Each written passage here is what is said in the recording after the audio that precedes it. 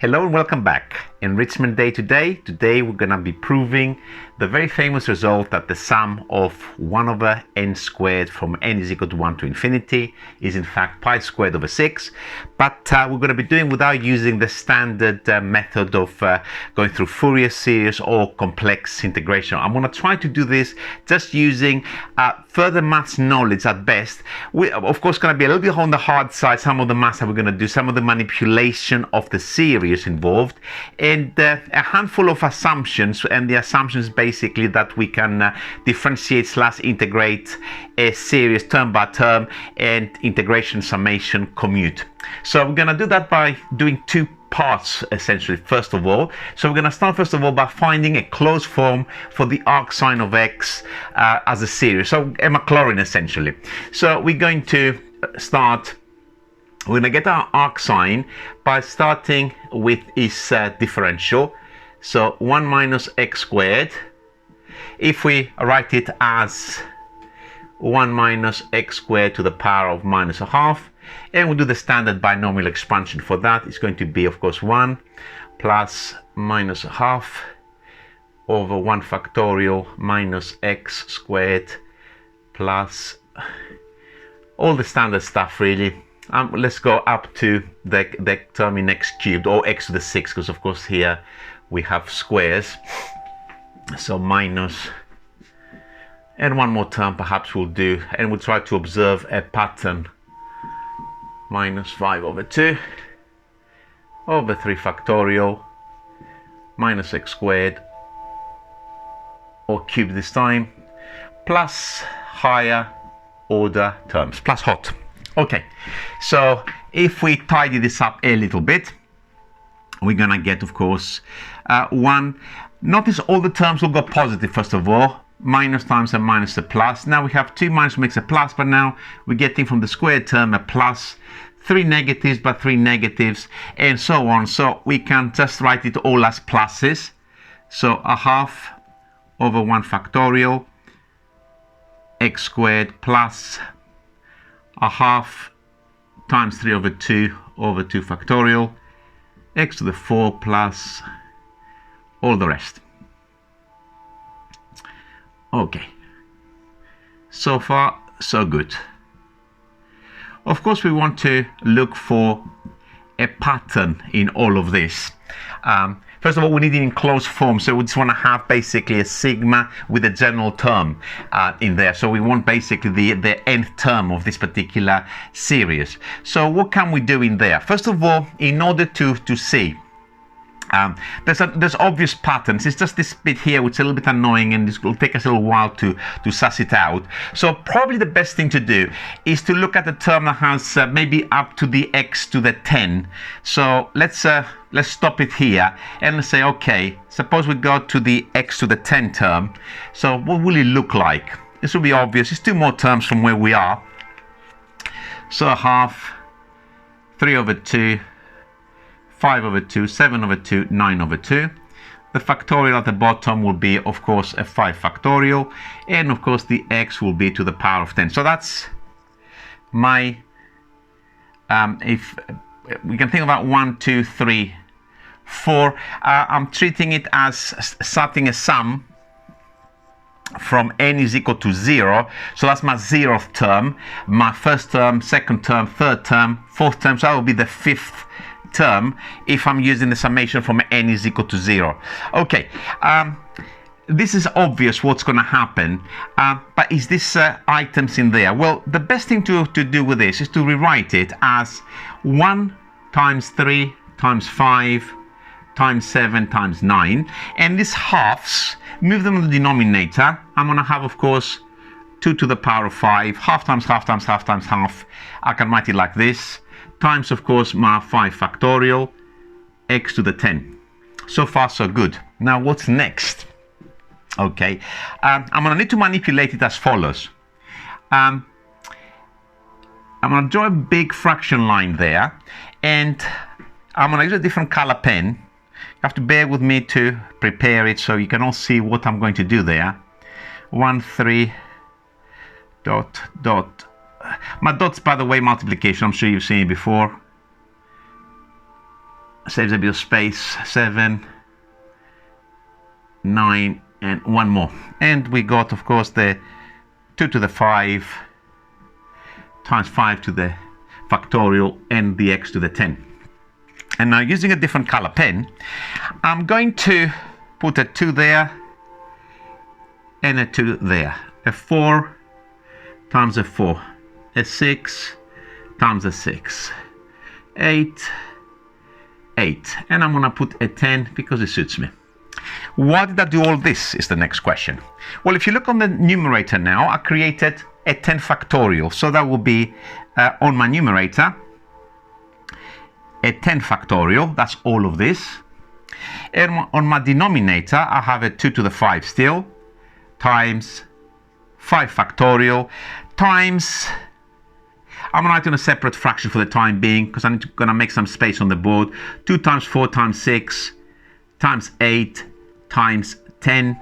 And have I left the x to the 10 out? I have, so let's make it there. Okay, let's make some space and to finish it off. So we're still looking at the x to the 10th in this particular series. And let's see how we're going to deal with this particular one. So the 10 factorial is still there. 2 to the 5 times 5 factorial. And this is now the last manipulation in order to see what's going on. All of these terms are even. So I can actually factorize a 2 out of the 2, a 2 out of the 4, a 2 out of the 6, and so on. But remember the multiply, so it's 2 times 2 times 2 times 2 times 2. So it's going to be another 2 to the power of 5. But when I factorize this out, the 2 will become a 1, the 4 will become a 2, the 6 will become a 3, 4, 5. So this is exactly the same as that. And why did I do that? Because, of course, this is a 5 factorial. So if we look at what we got so far, we got 2 to the 5 times 2 to the 5. We can write it as 2 to the power of 10. We're going to have a 5 factorial, which was already there. And now we create another 5 factorial. And we got the 10 factorial on the top and the x to the 10. So now we can relate this into we're going to put that into a sigma. So that's basically the n is equal to 5 term. So when n is equal to 5 in this particular sum, which starts from 0 and it goes to infinity, so that's the 0th term, 1, 2, 3, 4, 5. This is what it will look in more compact way. And if we see from there, we're going to have a 2 to the power of 2n, because when n is equal to 5, this becomes a 10. We're going to have an n factorial and an n factorial, that's from the 5. We're going to have a 2n factorial, and the power of x will be, of course, 2 to the power, sorry, x to the power of 2n, which matches, of course, this 10, 10, 10, and so on. So this is now a closed form for the arc sine, not for the arc sine, I beg your pardon, for the 1 over 1 minus x squared. We're not done there yet. I thought we were. False hope. By the way, you can actually write, shall I do it? I'll probably leave it like this. The 2n factorial divided by n factorial, you can write it as a binomial coefficient as 2n, choose n. I think it's going to look a little bit ugly, and I think for what we do, it's probably better if we leave it like this. So far, let's see what we've done. Is we found the expansion, the Maclaurin or binomial expansion of this is in compact form, is this series. Okay, so how are we going to get our arc sine? Well, let's write here that this is in fact our 1 minus x squared. And of course, this is the differential of the arc sine. So if we integrate both sides of this particular equation with respect to x, so I'm going to do it here. So this is an assumption that we can actually integrate term by term, no limits, dx and dx in here. And I'm going to write what happens on the top line there. The integral of that is, of course,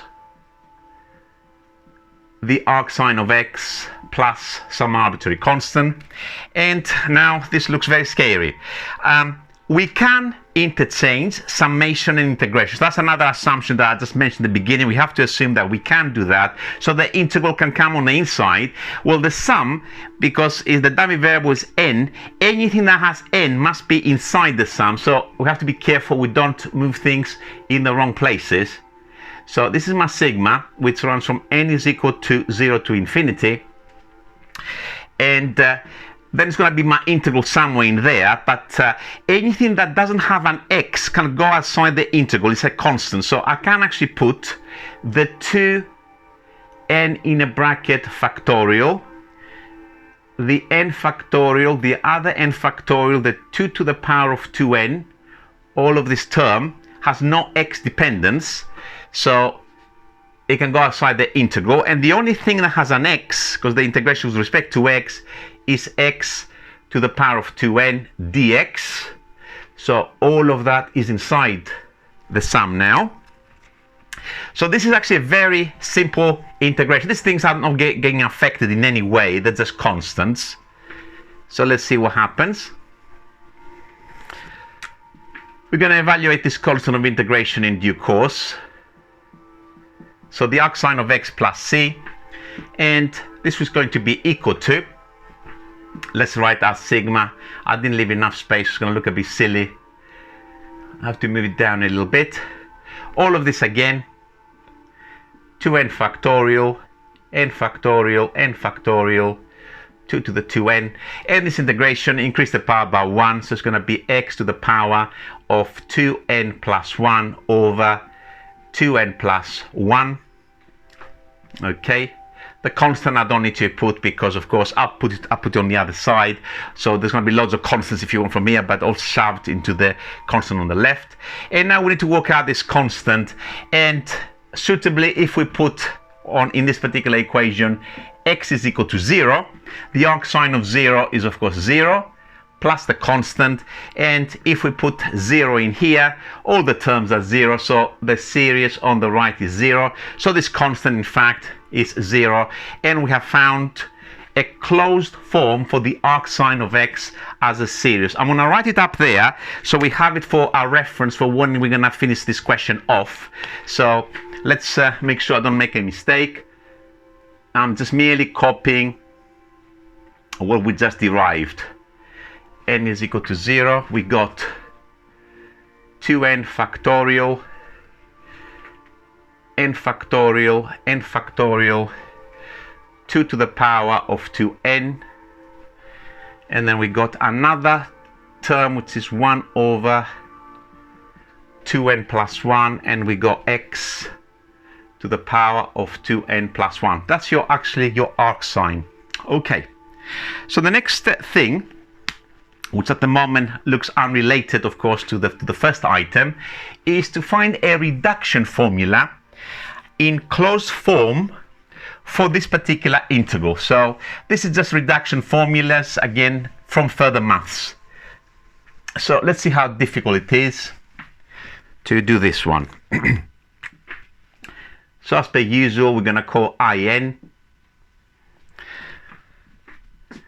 0 to 1, and we're going to have x to the power of 2n plus 1 over the square root of 1 minus x squared dx.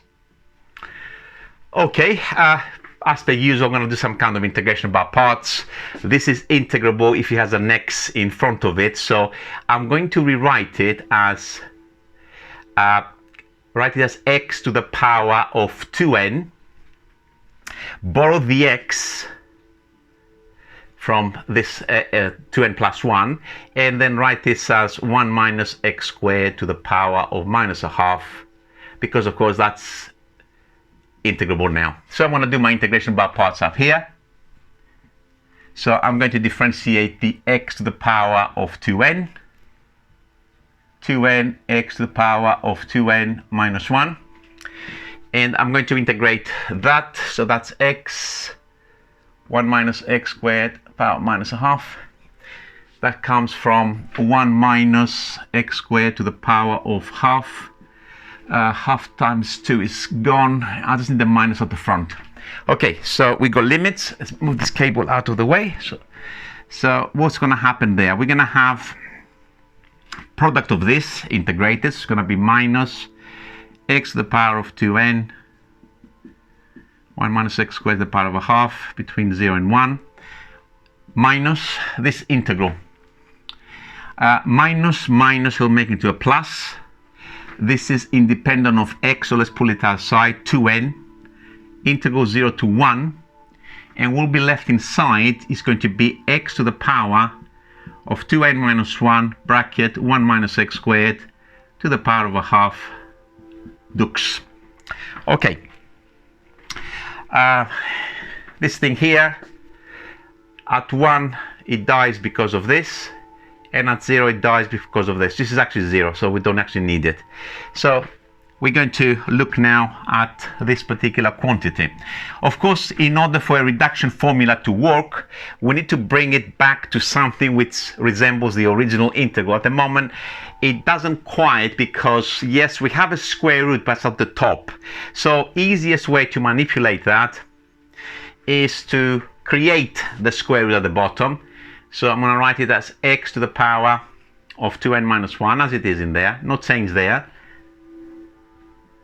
1 minus x squared to the power of minus a half. That's the 1 over that we got in there. But of course we need to balance it. So we need a 1 minus x squared to the power of 1. So that will work. Okay, next line from there. We're going to multiply it out. And the way we'll multiply it out is we treat this as one lump. So that times 1 and that times the minus x squared. So 1 times all of this is going to give me x to the 2n minus 1 bracket 1 minus x squared to the power of minus a half. Minus, when I times with the x squared, the x will go back to the power of 2n plus 1. And of course now we're going to have the bracket to the minus a half dx. Okay, let's make some space. So, oops, that 2 doesn't show very well. So I'm going to write it up here. I'll take that line off as well. So to see what we got, I'm going to split the integral. So that minus that, first of all, to see it. So it's going to be 0 to 1. Merely recopying and writing it as 2 separate integrals, nothing special. Dx minus 0 to 1. Let's take off this workings from the integration bar parts as well. We don't need them. 0 to 1. And now we're going to have an x to the 2n plus 1. 1 minus x squared to the power of minus a half dx. And of course, if we look at what our original definition of In is, this is our In equals, what is, well, that's clearly the same as that. So it's just minus an I. I lost, I think, a 2n that was there, didn't I? There was a 2n, I'm sure there was, and I lost it in the integration when I copied it. And I rubbed it off now and I can't see it. So I do apologize. There should have been a 2n there. I definitely remember, I even rubbed off the part. So I apologize for that. So this is actually a minus 2n, and this is my In. The question is, what is this now? Okay, sometimes even myself, when I was learning, I was making mistakes with this. This is actually your In minus 1. You can think of it n on the as a subscript there has a power there of 2n plus 1. There's some kind of association if you want. So when you replace it with n minus 1, this will become 2n minus 1 like this plus 1, which of course will give you 2n minus 2 plus 1, which is minus 1, which is of course the power that we're seeing in there. So this is actually correct. So check it for yourself and be happy that this is in fact the right thing. And of course I got the 2n at the front as well, which I keep missing. I'm notorious for silly mistakes, so please watch it, because there's something wrong with me sometimes. I keep writing silly things. Okay, so let's put the INs together. So IN bracket 1 plus 2n is equal to 2n IN minus 1. So the reduction formula is done. So we found that IN is going to be equal to 2n over 2n plus 1 IN minus 1. But of course it's not quite done. We found the reduction formula. Normally at further maths that's the kind of thing that they will ask you for, but we want a closed form. What does that mean? Basically we want to have a formula that says, okay, suppose you want I30, just plug in 30 straight away, not having to work out the 39, sorry, the 29, the 28, the 27, and go all the way down to I0. So we need to actually manipulate this further. I'm going to leave the original integral up there just in case we need it, and I'm going to do some workings here to actually see. Actually, I'm going to write the formula as well here because I need to write underneath it. Let's recopy it. Hopefully I will not copy things wrong again. My board is not big enough, unfortunately, to leave a lot of things up there, and that's what sometimes causes mistakes, because I rub off things and I can't see them, and then it's mistakes. Okay, so let's start with this, and let's go one term further down. So that's definitely correct. So I'm going to now put the IN minus 1 in here, so that will replace the n in there with n minus 1. So it's going to be 2n minus 2 over 2n minus 1 lots of IN minus 2. All I did is I left that in there, then reapplied the formula. N minus 1 was substituted here and here. This created this term here, and of course it went now to IN minus 2. We'll do it once more just to see what pattern we're getting. 2n plus 1 times 2n minus 2, 2n minus 1, and then we're going to plug the IN minus 2 here. So there's going to be something IN minus 3 on the next line. So when we're putting n minus 2, we're going to get in there and in there 2n minus 4, and it's going to be 2n minus 3 at the bottom. So I can actually see now what will be happening in there. The top will be going down in evens, and the bottom will be going down in odds. So I'm going to write IN. I'm going to write it up here, and hopefully I will have enough space to do what I need to do for this now. Okay, 2n minus 2, 2n minus 1, and I'm going to go all the way down now. I'm going to put dot dot dot 2n minus 3 times dot dot dot. It'll be an even number. Let's say we go to 6. The bottom is higher, 7, 4/5, 2/3, and then of course the next would have been 0, so I can't have 0. And what is the I now? That needs to go in there. In order to get a 2 here, that means that is n is equal to 1 in the formula. So if n is equal to 1 and I put 1 in there, that's your I0. Let's work out that I0 first, I think, so we can just put that last number before we lose it again and it disappears and there's another mistake. So what's I0? I0 is the integral of 0 to 1. 0 is x over that, so it's actually easy. It's integrable immediately to the minus a half. We've done this in the parts, but I'll do it again.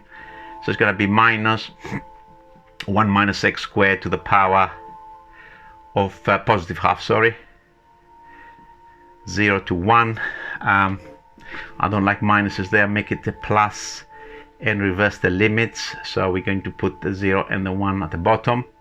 And now when I put 0 in there, remember that's half. When I put 0 is 1, and when I put 1 is 0. So that's actually 1. The I0 is 1. So I'm going to cross it out. It doesn't make a difference. So even if I had missed it, it would have made a difference purely because it just happens to be 1. Okay, now what is the question? I'm going to make a little more space because I think we probably need it. I'm going to write this as follows. So it's basically that times that times that all the way down to 2. So it's a big fraction. And I'm going to think how we need to manipulate in order to close it. Close it for something like that. It's a lot of manipulation involving factorials. And if you haven't seen this before, it's actually quite useful for your general skill. Like we created all this 2n factorial and factorial there. We'll do something similar for something like that. The problem is not the numerator. The numerator is actually quite nice. I don't know if you can see it before I even do it. If I factorialize a 2 out of every single term, I'm going to get n minus 1, n minus 2. The top is 2 to the power, I think it's n, and this will be times n factorial. I can see that. It's the bottom that is missing kind of like every other power, and I've got the odd one. So that's the thing now that is going to cause the problem. We have to think how to deal with that. So let's have a little think. 2n plus 1. I need to fill a number for this missing term. Okay, I'm going to put brackets there.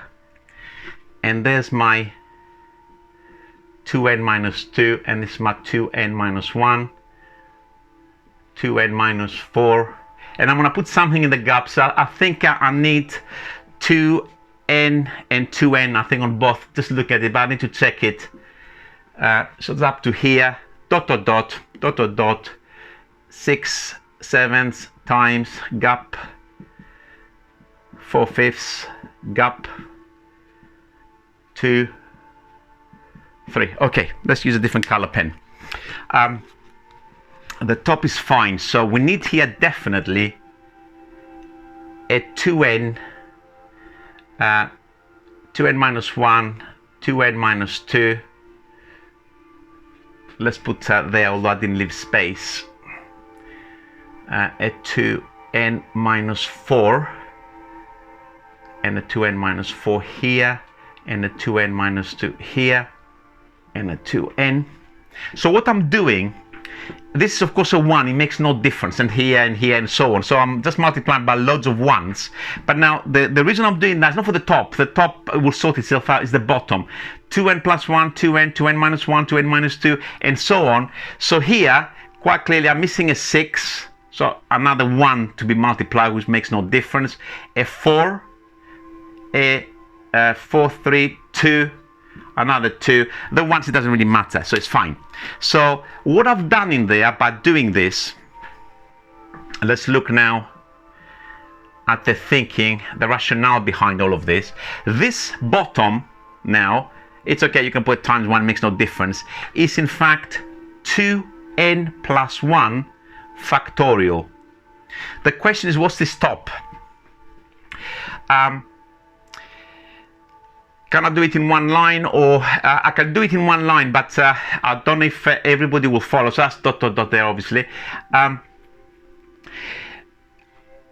Let's put an extra line. So I'm going to write it as a 2n all squared, 2n minus 2 all squared, 2n minus 4 all squared, plus dot, dot, dot, plus 6 squared, plus 4 squared, plus 2 squared. And let's move that to the middle because it's bad karma. Okay, and let's think about this numerator now. I can factorize out of this, each and every bracket, a 2 squared, a 4 basically. So I'm going to do 4 times another 4 times another 4 times another 4 times another 4, all the way to the very last one. What will happen in there now is the question. Let's write the numerator. That's where we're having the action now. If I factorize a 4 out of the first one, what I'm going to be left with inside is n squared. If I factorize a 2, which becomes squared, it will of course become an n minus 1 all squared. Another 2 squared factorized out, so it's going to become an n minus 2 all squared. But remember how many 4s I'm factorizing out. 4 times 4 times 4 times 4, all the way down to the very last one. And of course, because you can see from here, that's n terms basically. I'm going to do this process. This is 4 to the power of n, dot, dot, dot. And if I factorize there a 4, it will give me a 3 squared. Just check it to make sure you're happy. 2 squared times, if you can put 1 squared if you want for the 2 squared there. Okay. And at the bottom, we got a 2n plus 1. These are manipulations which, of course, if you haven't seen it before, is manipulating series and creating factorials. You get to do a lot of this stuff at university in applied courses, but also in course of analysis, I would imagine. Okay, so this actually simplifies now. We can actually say, well, in is 4 to the power of n. What is this thing here? Well, it's a factorial, but everything is squared, so it's in fact n factorial times n factorial, or n factorial squared. Okay, and the bottom is 2n plus 1 factorial. So I hope I haven't made any mistakes and I haven't missed anything in all of this. So let's write this result on the side there. So this particular integral in terms of n is going to be 4 to the power of n, 4 to the power of n, and n factorial all squared, and at the bottom I have a 2n plus 1 factorial. So if I wanted, for example, my I-30 now that I just mentioned, all I need to do is put 30 in all of these things and I have my answer. Not squared there, sorry, factorial. See, mistakes there. Don't know what's wrong with me. Okay, so we got these little tools. Remember, what we're trying to do is we're trying to actually prove that the sum of 1 over n squared from n is equal to 1 to infinity is in fact pi squared over 6 without using undergraduate material. So what is our next step? Okay, we're gonna need to think of a very special integral. And of course, if you think about this question, please do not think I thought of this myself. I've looked it up, I've done it before, and I guess the first person who thought of combining all these things in order to produce this must have been a genius. I have no idea who is credited with this for thinking about all of this at first glance unrelated results. But the next thing is we need to consider this integral. The integral from 0 to 1, it's again a further maths integral. The arcsine of x over 1 minus x squared dx. Okay. How do these things here relate to one another? Well, quite clearly, I'm not going to integrate, I'm going to do the integration underneath it, but can I write this differently? The answer is I can write it as the arcsine of x, it's a bit stupid really, times 1 over the square root of 1 minus x squared. But for the arcsine, I have a power series, so I can actually say this is definitely 0 to 1. The power series for the arcsine is all of this, and I hope I copied it correctly. It's the sum from n is equal to 1 to infinity, 2n bracket factorial. I'm going to write this n factorial times n factorial as n factorial squared Okay, and this 2 to the power of 2n I think is probably got something to do with this. So what we're going to do is we're going to write it as 4 to the power of n. I hope you're happy with this one. It's not anything complicated. 2 to the 2n is of course 2 squared all to the power of n, which of course is 4 to the n. Sorry if I'm insulting your intelligence by even showing you this. 4 to the n times x to the power of 2n plus 1 over a 2n plus 1, no factorial there. I hope it's been copied correctly. Okay, so that's so far. This bit here is your arcsine of x, copied exactly as it is in there, times, of course, this bit here, which is 1 over the square root of 1 minus x squared, and let's not forget add the x at the very end. I'm going to move out of the way just to check that everything is in order. So that is definitely equal to that. Can we integrate that? Of course we can. This is just further maths. We should be able to do this by inspection. The level we are working at the moment is just ludicrous to use any specialized technique. If you can't see it, just put the substitution u is equal to the arcsine of x.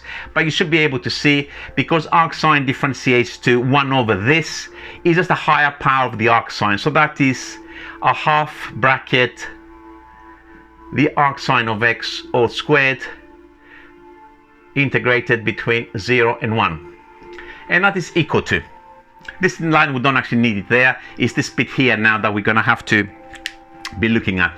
I'm going to make some room. I'm going to rub off this bit here, which is, as I said, it was the arcsine from up there, because I'll be too close to the line above it. So let's lose that bit. And again we have integration and summation. We will swap them. Again, we have to be careful. Everything has to be inside the sum, because apart from this thing here, it doesn't need to be inside the sum, but it can't go outside the integral, because of course that has x dependence. So we're going to put the summation on the outside. That's the sigma, which runs from n is equal to 0 to infinity. Anything that doesn't have x can go outside the integral. So the 2n factorial, the n factorial all squared,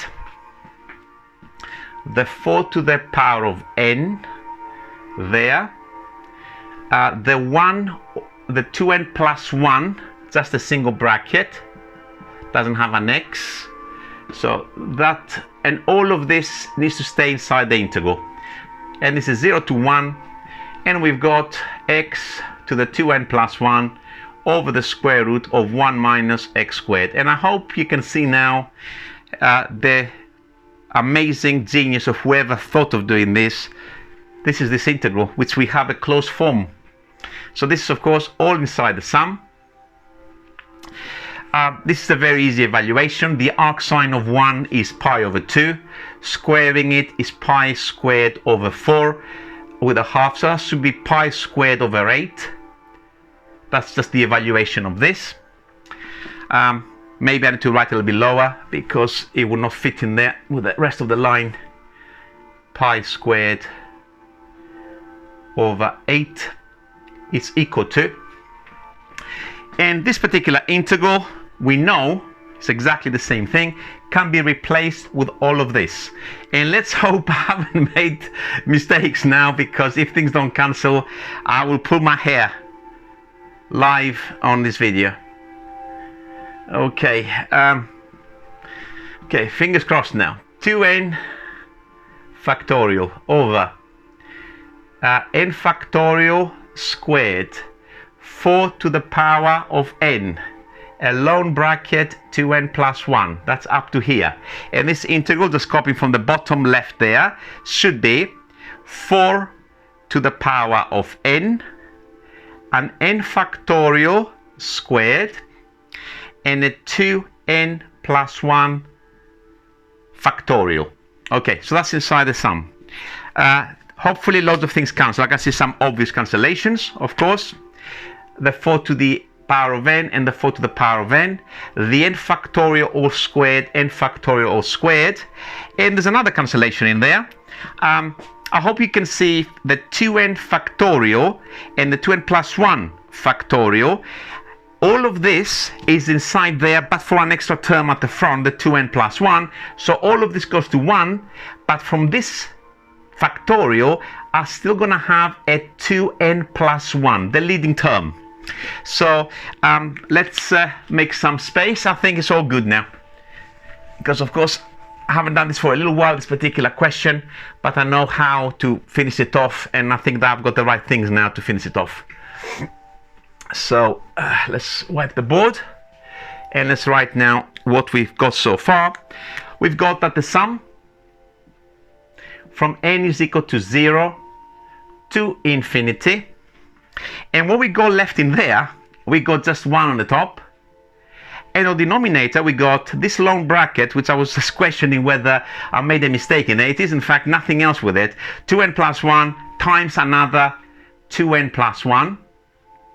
So I can write it like this, and this turns out to be pi squared over 8, which of course is not quite what we're trying to prove, but of course is very much related. What does that actually say? It says, let's put it here, n is equal to 0, so 1 plus 1 over 3 squared plus 1 over 5 squared plus 1 over 7 squared plus 1 over ... is equal to pi squared over 8. Okay, probably I will do something here because the question here starts from 1, so I will re-index it. So that's exactly the same as actually saying, I'm going to write it here so you can actually see it. If I start the summation from n is equal to 1 to infinity, I claim I need to write it now this as 2n minus 1 all squared. So that's exactly the same. You can actually check with the numbers above. So now we produced, of course, this by looking at this sigma, but now if you look at this sigma, when I put n is equal to 1, 2 times 1 is, of course, 2 take away 1 is 1, so that gives me the correct term. When I put 2, I get, of course, 3 squared. So it's exactly the same, just re-indexing the dummy variable. And the reason I want to do that is because I can argue as follows and say now, look, the sum to infinity from n is equal to 1 of 1 over n squared, which I'm trying to find and I'm trying to show that in fact it is equal to pi squared over 6, is definitely going to be equal to this quantity here, which is 1 over, I will explain a little bit if you can't see what I'm doing, plus this quantity here. And I will make clear some of the board as well, so we're all happy. Okay, let me clear this line and let's see what is actually written up there.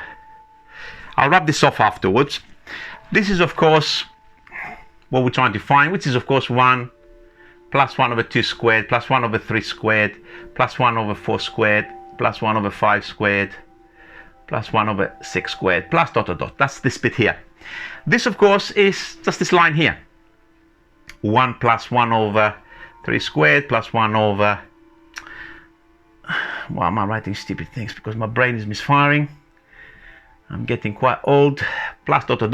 Okay, so that's this the series that we got up there. What the hell is that? Well, if you look carefully, when I put n is equal to 1, this will give me 1 over 2 squared. When I put n is equal to 2 in there, it's going to become 1 over 4 squared. When n is equal to 3, I get 1 over 6 squared plus ... So I'm actually saying this particular sum to infinity is the sum of 1, you can write it as 1 over 1 squared there, sorry, I wrote it really badly, all the odds basically plus all the evens to infinity. So that is what I've represented there in sigma notation, so it's actually easier to manipulate my equation. Okay, so that's definitely okay. So I can manipulate the sigmas very, very easily and put some numbers in.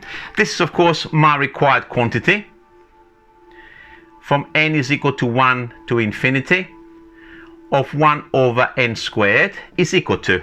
This we found. This is what we've done for the last, 40 minutes or so. We established that this is pi squared over 8.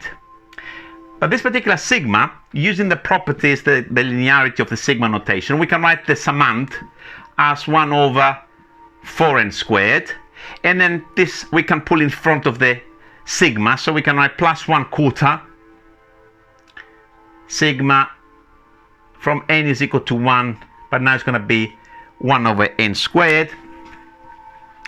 And we're going to have our desired result hopefully on the next line. And I hope you can all see what happens next. I'm going to, it's exactly the same quantity now that appears in 2 places. I'm going to subtract 1/4 from 1, so 3/4. My desired sum from n is equal to 1 to infinity is in fact pi squared over 8. So if I multiply now both sides of this equation by 4/3, I'll get the celebrated result from n is equal to 1 to infinity. 1 over n squared is in fact pi squared over 6. Okay, quite lengthy, but hugely enjoyable, and I'm glad actually can show you this without using sort of undergrad maths, because I hope this is accessible to further mathematicians now and you find it very, very interesting. I will see you very soon. And who's laughing now?